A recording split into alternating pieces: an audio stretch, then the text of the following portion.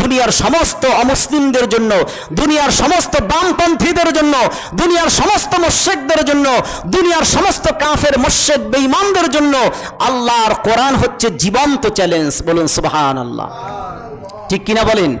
সেজন্য এই কোরআন যারা মানবে, এই কোরআন যারা ধরবে, এই কোরআনের সাথে যারা ভালোবাসা তৈরি করবে, তাদের সম্মান দুনিয়াতেও আছে, আখিরাতেও আছে। ঠিক কিনা বলেন? এই কোরআনের সম্মান যারা এই কোরআনকে মানবে, কোরআনকে যারা ভালোবাসবে, কোরআনের সংস্পর্শে যারা আসবে, এই কোরআনকে যারা বিশ্বাস করবে, এই কোরআনকে যারা জীবন দিয়ে ভালোবাসবে, এই কোরআনকে যারা জীবন দিয়ে অনুসরণ করবে, তাদের সম্মান দুনিয়াতেও আছে, মরণের পরেও আছে, কিয়ামতের ময়দানেও থাকবে ইনশাআল্লাহ। ঠিক কিনা বলেন? আল্লাহ রাব্বুল আলামিন বলেন, এই কোরআনকে যারা মানবে, এই কোরআনকে যারা অনুসরণ করবে, আমার আল্লাহ বলেন আমি আল্লাহ রাব্বুল আলামিন তাদেরকে পূর্ণ প্রতিদান দিয়ে দিব।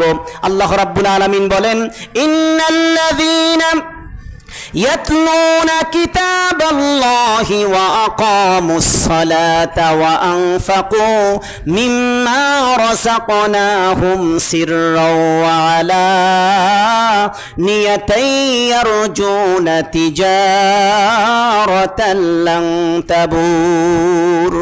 আল্লাহ পাক বলেন, নিশ্চয়ই যারা এই কোরআন তেলাওয়াত করবে, নামাজ প্রতিষ্ঠা করবে, আল্লাহর দেওয়া রিজিক থেকে যারা আল্লাহর রাস্তায় দান করবে, আল্লাহর সাথে যারা দান করে ব্যবসা করবে, আল্লাহ পাক বলেন দুনিয়ার ব্যবসার মধ্যে লোকসান হতে পারে, দুনিয়ার ব্যবসার মধ্যে ধস আসতে পারে, আর আমি আল্লাহর সাথে যারা ব্যবসা করবে এই ব্যবসায় কোনোদিন লোকসান হবে না। সুবহানাল্লাহ।